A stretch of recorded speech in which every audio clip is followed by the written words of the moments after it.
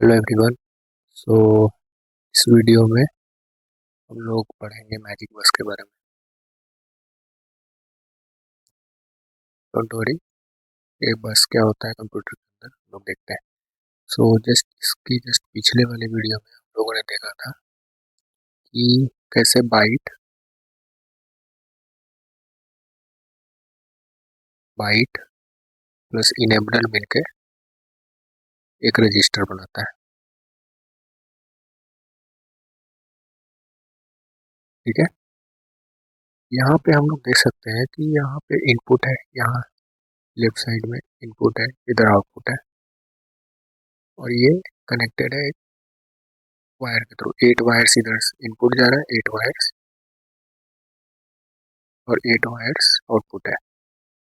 और यहाँ पे दो, एक सेट बिट और एक इनेबलर।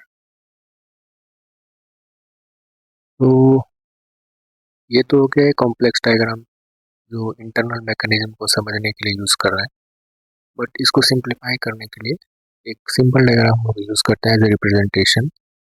वो इस तरह से होगा। तो वायर हम लोग बस एज ए रिप्रेजेंटेशन की तरह यूज करेंगे। यहाँ पे बाइट ऐसे, यहाँ पे रहेगा इनेबलर, यहाँ रहेगा आउटपुट, ये इनपुट, ये आउटपुट, और यहाँ से एक सेट, और यहाँ से इनेबलर।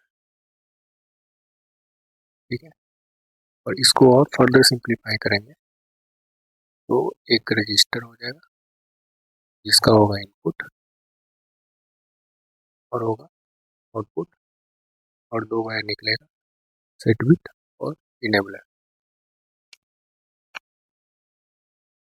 यहाँ पे हम लोग देख सकते हैं कि ये जो वायरिंग को जो हम लोग ने शॉर्ट कर दिया जस्ट एज ए रिप्रेजेंटेशन के तौर पे, क्योंकि हर बार हम लोग इतना कॉम्प्लेक्स डायग्राम नहीं बनाएंगे।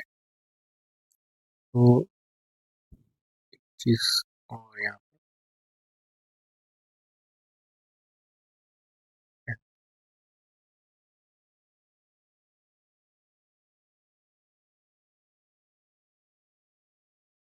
तो हम लोग हमेशा 1 बाइट ट्रांसफर या रिसीव कर रहे हैं अभी के लिए हमारे सिस्टम में। 1 बाइट पे ही हम लोग अभी काम कर रहे हैं इस लेसन में। तो ये जो कनेक्शन दिख रहा है ना, ये वाला, तो एक वायर से अगर कनेक्शन को शो करना है तो इस तरह से शो करेंगे। ये तो हो गया हर एक वायर को कैसे कनेक्ट किया जा रहा है। यहाँ पे एक वायर है, इस पोजीशन पे कनेक्ट किया जा रहा है, ये पूरा पोजीशन पे कनेक्शन है।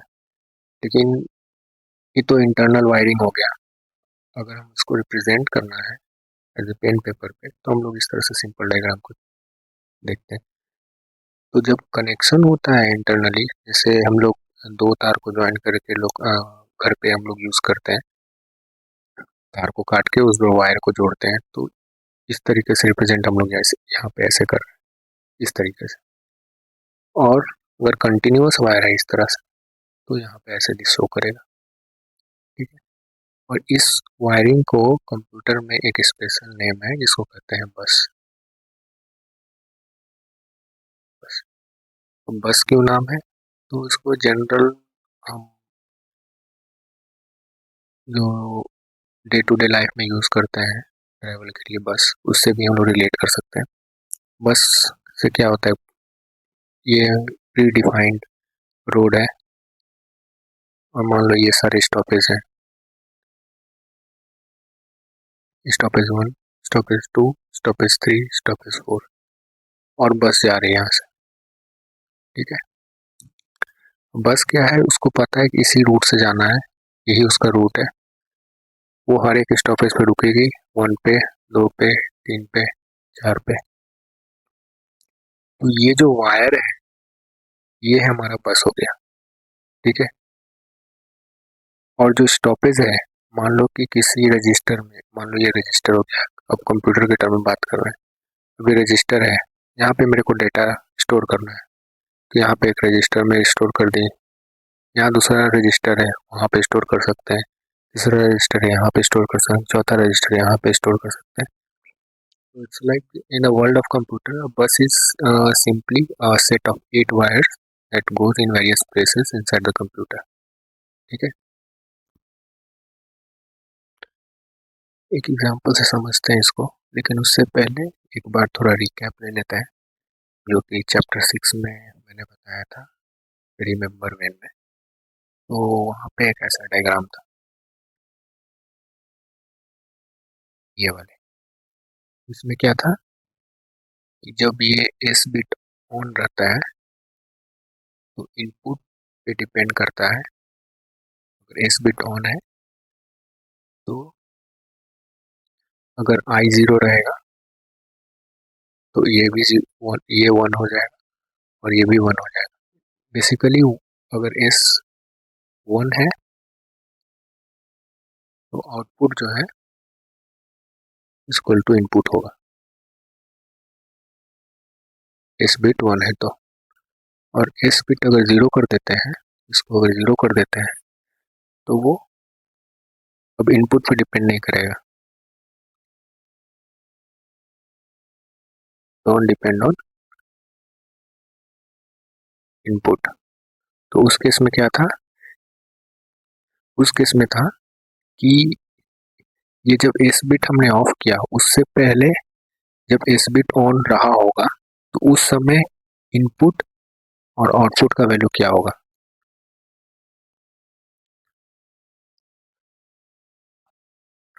अगर इनपुट का वैल्यू उस टाइम वन होगा तो आउटपुट का वैल्यू उस टाइम वन होगा।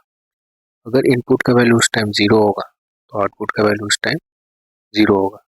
और तुम अगर यहाँ इनपुट का वैल्यू अगर चेंज करते भी हो तो कोई फ़र्क नहीं पड़ेगा, जो पहले था, अगर पहले वन था इनपुट तो आउटपुट भी अभी वन ही होगा, यानी वही स्टोर करके रखेगा वो। अगर वो इनपुट उस टाइम ज़ीरो हुआ रहा होगा तो आउटपुट अभी ज़ीरो रहा होगा रहेगा। तो ये दोनों वैल्यू जो प्रीवियस स्टेट था उसको स्टोर करके रखेगा। ठीक है, अब हम लोग यहाँ पे देखते हैं एक डायग्राम को, ये वाली। ठीक है, ये इसको कहेंगे हम लोग बस। ये वाली जो वायर है, ये वाली वायर को हम लोग बस कहेंगे, जो वायर कनेक्शन है उसको हम लोग बस कहते हैं। ठीक है, तो ये बेसिकली जैसे इसको सिंप्लीफाई करके बताया गया है यहाँ पे, ये 8 वायर्स है। ठीक है, 8 लाइन्स ऑफ वायर है जिसपे 1 byte of information at a time travel कर रही है। ठीक है, और रजिस्टर में एक सेट बिट है, एक इनेबल बिट है। सिमिलर लाइक जो बस का जो एग्जाम्पल यहाँ पे दिए थे, और एक स्टॉप है, ये एक स्टॉपेज मान लो, और जो बाइट्स का हर एक बिट का जो वैल्यू फ्लो कर रही है, ठीक है, वो मान लो उसे पैसेंजर की तरह। ठीक है, अब हम मानते हैं यहाँ पे स्टार्ट में मान लेते हैं कि एस जो है पहला स्टेप मान के चलते हैं कि स्टार्ट में एस जो है ऑफ है और ई भी ऑफ है, यानी जो रजिस्टर में जो पहले से रहा होगा वो इसमें स्टोर्ड है। R1 में मान लो कि कुछ 00101000 ये है स्टोर, और सिमिलरली सारे में स्टोर है, जैसे R2 में भी, R3 में भी, R4 में भी, R5 में भी। ठीक है, अब हम चाहते हैं कि R1 से डेटा को मूव करके R4 में लाया जाए, R1 से डेटा मूव करके R4 में लाया जाए। इससे पहले तो हम लोग ये देख लेते हैं कि R1 में अगर कोई हमको डेटा स्टोर करवाना रहे तो कैसे करवाएंगे। अभी अभी तो ये डेटा है, R1 में ये डेटा है। अगर हमको R1 में रिक्वायरमेंट ये है कि R1 में अब जो है मेरे को सब वन कर देना, सब वन कर देना। तो हम लोग क्या करेंगे, ये मान लेंगे कि यहाँ से इनपुट आएगा, यहाँ पे सारे वंस है, हर एक 8 लाइन्स में वंस है। तो हम लोग क्या करेंगे कि इस बिट को यहाँ पे देखते हैं, जो इनपुट आउटपुट जब बराबर कब होगा, जब एस को 1 कर देंगे। ठीक है, एस को 1 कर देंगे सिर्फ R1 को, क्योंकि हमको R1 को सेट करना है। सिर्फ एस को 1 कर देंगे और बाकी का एस ऑफ रहेगा। ठीक है, सिर्फ एस को R1 का एस को 1 कर देंगे। ठीक है, जैसे यहाँ पे है, इस जगह पे R1 के एस को 1 कर दिए और and other S R of. और इनेबल बिट किसी का भी ऑन नहीं है, इनेबल ऑल ऑफ। तो क्या होगा कि जब एस 1 हो गया तो जो इनपुट होगा वही हमारा क्या होगा, स्टोर हो जाएगा, यानी आउटपुट में आ जाएगा। और इनेबलर बिट का काम क्या है कि उसको फर्दर बस पे जाने से वो रोकता है। तो R1 में आ जाएगा मेरा 1 1 1 1 1। तो ये आ गया।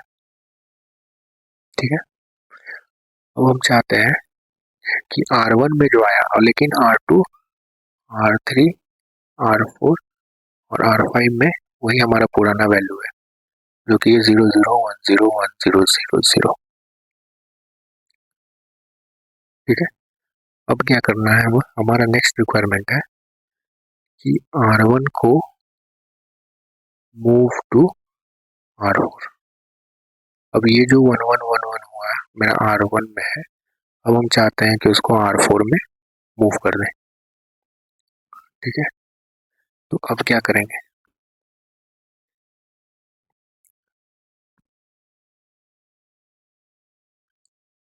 अब करेंगे क्या कि R1 का जो एस है, R1 का एस है, सॉरी ई, R1 का इनेबल बिट को ऑन कर देंगे, तभी तो ये बस पे जाएगा। इनेबल बिट अगर ऑन ही नहीं करेंगे तो वो डेटा बस पे जाएगा ही नहीं। तो जब इनेबल बिट को यहाँ पे 1 किए, कलर चेंज कर देते हैं यहाँ पे, जब इनेबल बिट को यहाँ पे 1 किए तो ये डेटा अब यहाँ पे आ गया, जो 1 1 1 डेटा था। मान लो हम उसको 1 से डिनोट कर रहे हैं, इसको हम लोग 1 से डिनोट कर रहे हैं, तो ये एक्स आ गया है हमारे पूरा बस पे, पूरा बस पे आ गया। और ये हर किसी रजिस्टर के पास अवेलेबल है, लेकिन हमको कॉपी कहाँ करना है, ये R4 पे कॉपी करना है। तो R4 पे कॉपी कैसे करेंगे, इनपुट तो आ गया यहाँ पे, हाँ, now we have input here, और वो हमको क्या करना है, R4 में कॉपी करना है। तो R4 में कॉपी करने के लिए एक बिट को कॉपी करने के लिए क्या कर सकते हैं, जब इनपुट इक्वल टू आउटपुट है, एस को 1 कर देंगे। पहले क्या था, एस ऑफ था, एस क्या था, ऑफ था। अब हम इसको ऑन कर 1 कर दिए, यानी ऑन कर दिए। जब जैसे ही एस ऑन किए, ये जो एक्स था अब इसमें आ गया है, रजिस्टर में एक्स आ गया, 1 1 1 1 आ गया यहाँ पे। ठीक है, इनेबल बिट ऑफ ही रखेंगे। ठीक है, एस आ गया। सो बेसिकली अब ये जो पूरा R1 है, R1 टुगेदर विथ फुल, ये बस पूरा, बस में तो पूरा रहेगा बिट, जो R1 का जो बिट है वो पूरा यहाँ पे फैला है, और ये R4 में भी आ गया। अब इसको कैप्चर करना है। ठीक है, कैप्चर करना है तो अब क्या करेंगे, इसको 0 कर देंगे। पहले स्टेट में जो था, जो वैल्यू 1 1 1 1 आया था, अब कैप्चर हो गया। ठीक है, जैसे ही कैप्चर हुआ, 0 किए, ये यहाँ से कनेक्शन खत्म हो गया। ये ध्यान से समझना है, यहाँ पे कनेक्शन टूट गया। सो ये अब सेपरेट हो गया, ये अब सेपरेट हो गया। अब जो है ये वाली पूरा लाइन, ये वाली पूरा लाइन पे अभी पूरा जो बीट था 1 1 1 1 वही फ्लो कर रहा है। उसके बाद क्या करेंगे, जैसे ही ये हो गया कनेक्शन, मतलब इस R4 में वैल्यू स्टोर हो गया, तो अब यहाँ से अब इनेबल बिट को हम लोग ऑफ कर देंगे। तो वायर पे अब कोई बिट नहीं रहेगा। अब R1 में पूरा 1 1 1 1 1 1 है, यहाँ R4 में ऐसा है। एक चीज़ और, अगर हम चाहते हैं कि R1 से अगर हम चाहते हैं R1 से R2, R4 और R5 में ये वैल्यू स्टोर हो जाए, तो सेम चीज़ करेंगे at a same same time. इसको ऑन करेंगे, फिर ऑफ कर देंगे तीनों को at a time. At a time मतलब एक साथ R2 को भी, R4 को भी, R5 को पहले इस बिट को ऑन कर देंगे, ऑफ कर देंगे।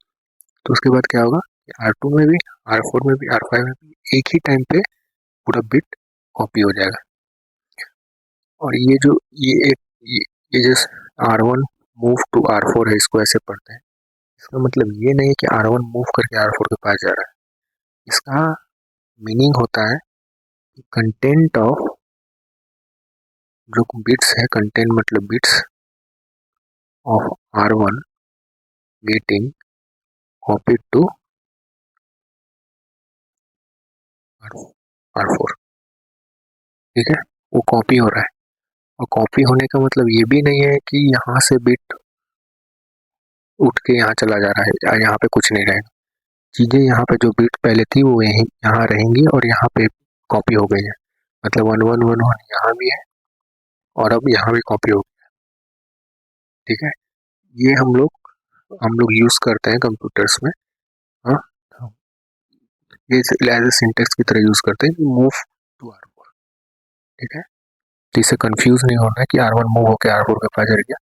बस उसके पास जो कंटेंट है वो कॉपी हो गई, that's it.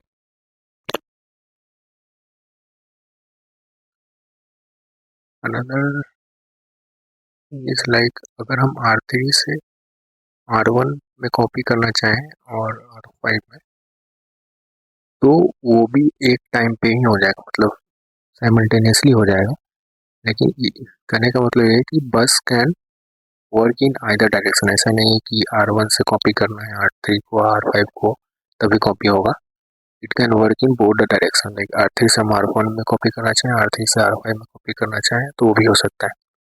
And another thing, like you don't want to do is to enable the output of two register onto the bus at the same time। like R3 का जो, मान लो कि R1 का जो डेटा है all once है, और R2 में डेटा है ऑल जीरोस। दोनों को दोनों को साइमल्टेनियसली हम लोग बस पे लोड नहीं करना चाहते हैं, ताकि वो क्या हो जाएगा, मतलब एक तो 1111 है, अब हम उस पर फिर से लोड कर दिए बस पे 0000, तो वो करप्ट हो जाएगा। सो बस पे हम लोग एक रजिस्टर वैल्यू को ही लोड करेंगे एट अ टाइम। तो ये चीज़ थोड़ा ध्यान में रखना है।